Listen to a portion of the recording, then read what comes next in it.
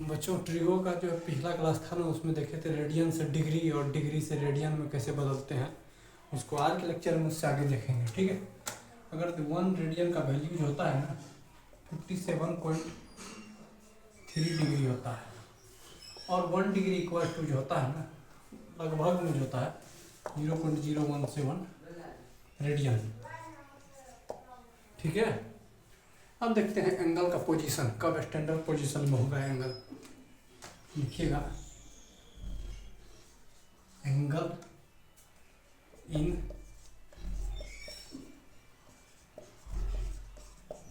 Standard position.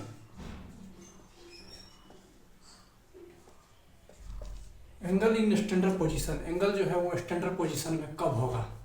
उसके लिए angle जो होना चाहिए वो क्या होना चाहिए, एक्स वाई प्लेन में होना चाहिए। ये कैसा प्लेन है, एक्स वाई प्लेन है, ठीक है।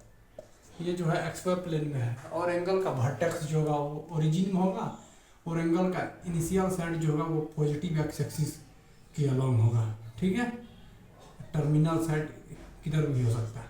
ये जो एंगल जो बना है ये एंगल क्या है, स्टैंडर्ड पोजीशन में है ये एंगल, ठीक है।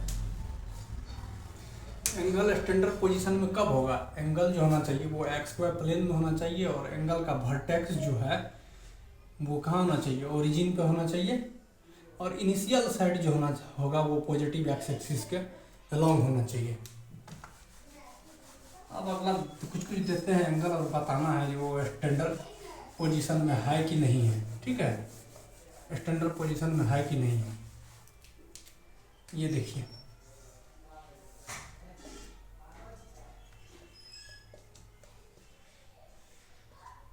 बताइए ये एंगल जो है वो स्टैंडर्ड पोजीशन में है -45 डिग्री है, ये स्टैंडर्ड पोजीशन में है, ठीक है। और देखिए ये एंगल बताइए तो, ये एंगल ये जो है स्टैंडर्ड पोजीशन में है, स्टैंडर्ड पोजीशन, ठीक है। एसपी लिख सकते हैं स्टैंडर्ड पोजीशन। इधर देखिए ये एंगल बताइए तो स्टैंडर्ड। देखिए वर्टेक्स तो ओरिजिन पे है लेकिन इनिशियल साइड जो है वो पॉजिटिव एक्स एक्सिस के अलोंग नहीं होकर के निगेटिव एक्स एक्सिस के अलोंग है, इसीलिए क्या होगा ये एंगल जो है वो स्टैंडर्ड पोजीशन में नहीं है। ये एंगल जो है वो स्टैंडर्ड पोजीशन में नहीं है, ये एंगल जो होगा स्टैंडर्ड पोजीशन में नहीं है, not standard position, standard position. अब देखिए तो ये एंगल बताइए तो स्टैंडर्ड पोजीशन में है। अब देते हैं कुछ एंगल, देखिए वर्टेक्स के यहाँ पे इनिशियल साइड ये है और ये बताइए तो ये एंगल स्टैंडर्ड पोजीशन में है, स्टैंडर्ड पोजीशन में नहीं है। स्टैंडर्ड पोजीशन में क्यों नहीं है, वो एंगल का वर्टेक्स तो है ओरिजिन पे लेकिन इनिशियल साइड जो है वो पॉजिटिव एक्स एक्सिस के अलग होना चाहिए। ये एक्स एक्सिस है, पॉजिटिव एक्स एक्सिस है, ये वो एक्सिस है, इसमें भी ये एक्स एक्सिस है, ये वो एक्सिस है, ये एक्स एक्सिस है और ये वो एक्सिस है, ठीक है। ये पॉजिटिव एक्स एक्सिस है, इधर क्या होगा निगेटिव एक्स एक्सिस है ये, ठीक है। ये निगेटिव एक्स एक्सिस है, इसको क्या करते हैं वाई डैश मान लेते हैं। ये निगेटिव वो एक्सिस है, सॉरी ये निगेटिव एक्स डैश मान लेते हैं इसको, ठीक। तब यहाँ से पता चल गया ना एंगल स्टैंडर्ड फॉर्म में रहेगा तो कैसे चेक करना है स्टैंडर्ड फॉर्म में है कि नहीं। स्टैंडर्ड फॉर्म में होने के लिए एंगल का वर्टेक्स जो होगा, एंगल तो होना चाहिए एक्स वाई प्लेन में, ठीक है। और एंगल का वर्टेक्स जो होना चाहिए वो ओरिजिन पे होना चाहिए, ओरिजिन पे होना चाहिए और इनिशियल साइड जो होगा ना एंगल का जो इनिशियल साइड होगा वो पॉजिटिव एक्स एक्सिस के अलोंग अगर होगा तो बता देंगे जो वो जो एंगल है वो स्टैंडर्ड पोजीशन में है। अब अगला पॉइंट देखिए, अब क्या कर रहा था को टर्मिनल एंगल,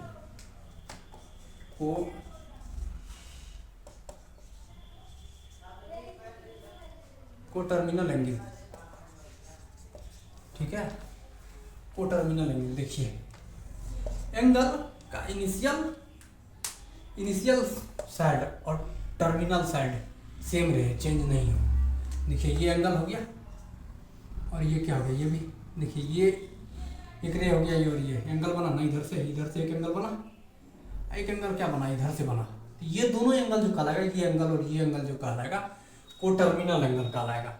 को टर्मिनल एंगल उस एंगल को कहेंगे जिसमें क्या हो आर, जिसमें क्या हो इनिशियल साइड और टर्मिनल साइड क्या हो चेंज नहीं होता हो। इसमें देखिए इनिशियल साइड ये है, टर्मिनल साइड ये है, चेंज नहीं हो रहा है लेकिन एंगल दो बन रहा है। ये एंगल एक इधर से एंटी क्लॉकवाइज में, एक क्लॉकवाइज में, ठीक है। तो ये दोनों एंगल क्या कहलाएगा, को टर्मिनल एंगल कहलाएगा।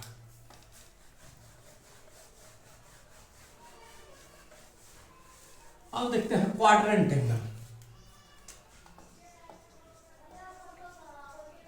Quadrant angle,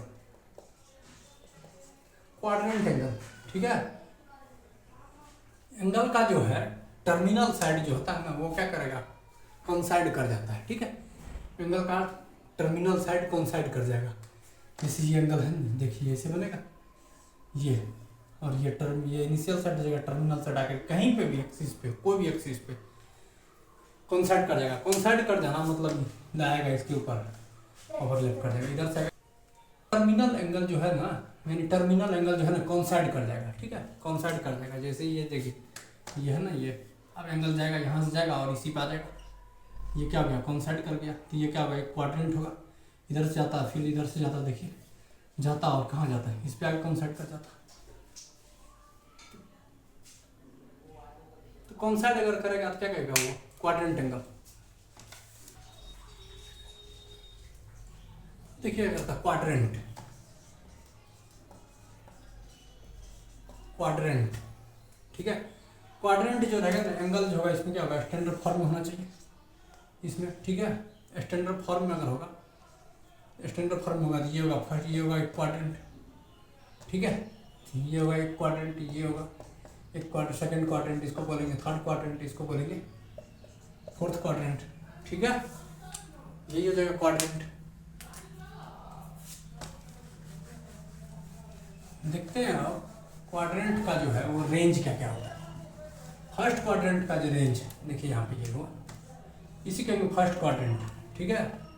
range of quadrant, range of quadrant, quadrant ये फर्स्ट क्वाड्रेंट, ठीक है। थीटा इसमें जो है ना, थीटा जो होगा वो देखिए 0 से लेकर के और 0 से बड़ा और 90 से छोटा, ये क्या कहलाएगा, फर्स्ट क्वाड्रेंट।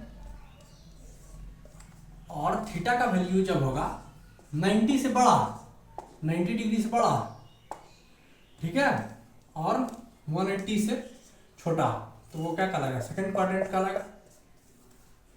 अगर थीटा 180 से बड़ा,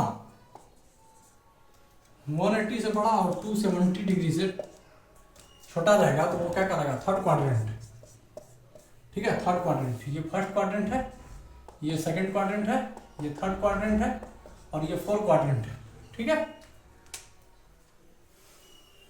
बोलिए ना, यही हो गया। थीटा जो होगा इसमें क्या होगा, 0 से 90 और 90 से 180 और 180 से 270, ठीक है। अगर थीटा,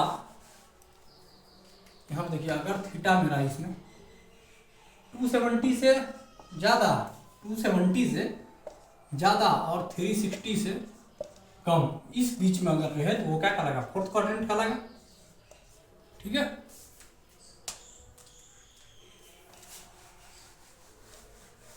अगर मान लीजिए कुछ दिया हुआ है डिग्री में, एंगल का वैल्यू दिया हुआ है, क्वाड्रेंट अगर पता करना रहे, ठीक है,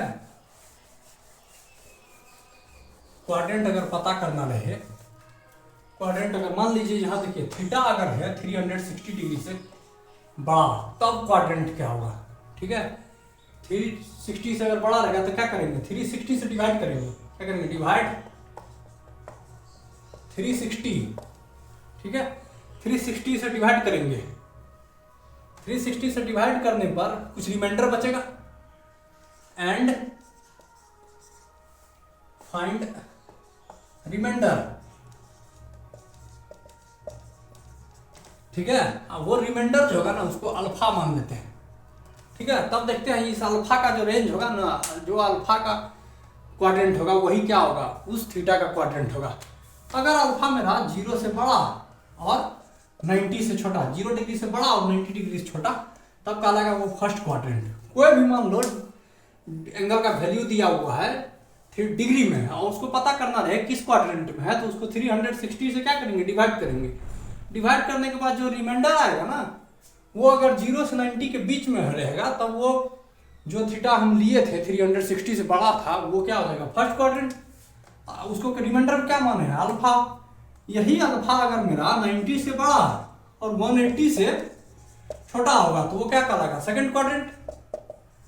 और 180 से बड़ा और 270 से छोटा तो वो क्या कहलाएगा थर्ड क्वाड्रेंट। ठीक है, अगर 270 से बड़ा और 360 से क्या रिमाइंडर 270 से बड़ा और 360 से छोटा तो वो क्या कहलाएगा फोर्थ क्वाड्रेंट कहलाएगा। ठीक है, आप कुछ कुछ एग्जांपल लेते हैं और उसको चेक करते हैं कि वो किस क्वाड्रेंट में है।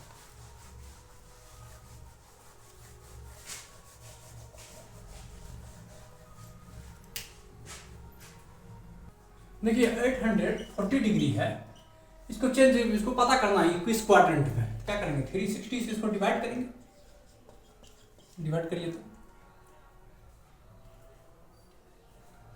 2 बार में लगाए। रिमाइंडर कितने देखिए 0 2 और 1, रिमाइंडर क्या बच गया 120। अब पता करेंगे 120 डिग्री किस क्वाड्रेंट में होता है। यहाँ 0 से 90 और यहाँ पे आएंगे तो 180 यानी इसी का सेकंड क्वाड्रेंट होगा। ये अगर है सेकंड क्वाड्रेंट में तो ये क्या कहलाएगा, ये जो है ये भी क्या रहेगा सेकंड क्वाड्रेंट, ये भी क्या कहलाएगा सेकंड क्वाड्रेंट। अब इसको चेक भी कर सकते हैं। देखिए एक बार घुमा 180 यहाँ घुमा कंप्लीट 360, अब फिर यहाँ से घुमा 360 कितना हो गया 720 यहाँ पे देखिए फिर घटा कितना हुआ 90, इसमें जुट जाएगा। इसमें जब ये 90 जोड़ देंगे तो कितना हो जाएगा 801। अब फिर क्या करेंगे 30 जोड़ेंगे यहाँ पा जाएगा इस बीच में। ठीक है, कोई डिग्री दिया हुआ रहे तो उसको चेंज कर लेंगे 360 से। अगर थीटा का वैल्यू 360 से ज़्यादा रहे तब पता करना है किस क्वाड्रेंट में होगा वो 360 से डिवाइड कर देंगे, रिमाइंडर जो बचेगा ना उसको पता कर लेंगे किस क्वाड्रेंट में। जिस क्वाड्रेंट में रिमाइंडर होगा उसी क्वाड्रेंट में वो थीटा का वैल्यू होगा। मान लीजिए 1500 डिग्री है। ठीक है, अब इसको चेक करना है किस क्वाड्रेंट में है तो 360 से क्या करेंगे इसको डिवाइड करेंगे, डिवाइड करिए इसको तो अगर करें 360 से डिवाइड करेंगे देखिए ना अगर 3 बार में लगाते हैं तो कितना होता है ये होता है। और इसको अगर 4 बार में लगाते हैं यानी 4 बार में लगाएंगे। ठीक है, अब इसमें सब्ट्रैक्ट इसको तो इधर ये 60 डिग्री किस क्वाड्रेंट में फर्स्ट क्वाड्रेंट में, ये क्या हो जाएगा फर्स्ट क्वाड्रेंट में। ठीक है, ये जो है फर्स्ट क्वाड्रेंट है। ठीक है,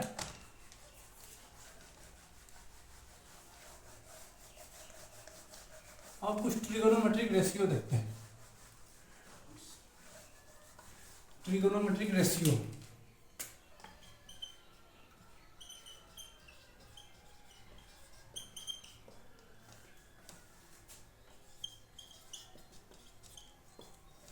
थीटा जो होगा इसमें 0 से बड़ा और 90 से छोटा होगा। ठीक है, तब देखते हैं।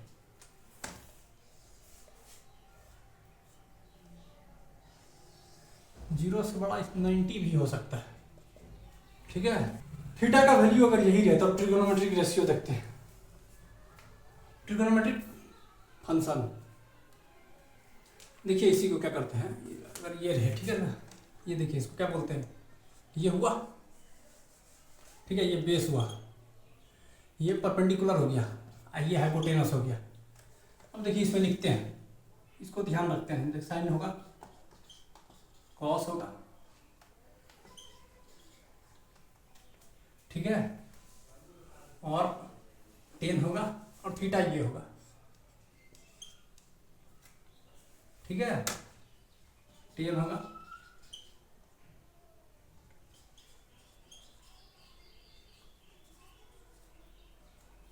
सेक होगा, सब में थीटा लगे। ये देखिए एक चीज इसके लिए याद रखिएगा, पी बी पी और एच एच बी, ये जगह नहीं, ये साइन थीटा होगा। ठीक है, ये जगह क्या होगा, साइन थीटा होगा, ये साइन थीटा होगा। P अपॉन एच, यानी परपेंडिकुलर अपॉन हाइपोटेनस, और ये जगह कॉस थीटा होगा, कॉस थीटा होगा, यानी base upon hypotenuse, base upon hypotenuse.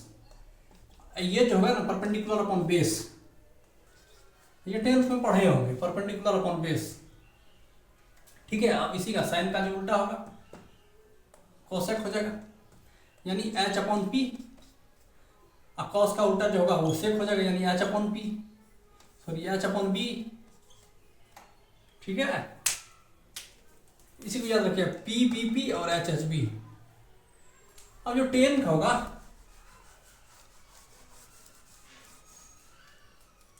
देखिए यहाँ पे 10 का उल्टा क्या होता है, कॉट ना, कॉट जो होगा इसी का हो जाएगा, ये बी है, एच एच बी दी है, ठीक है। ये क्या होगा, बी अपॉन पी, ठीक है।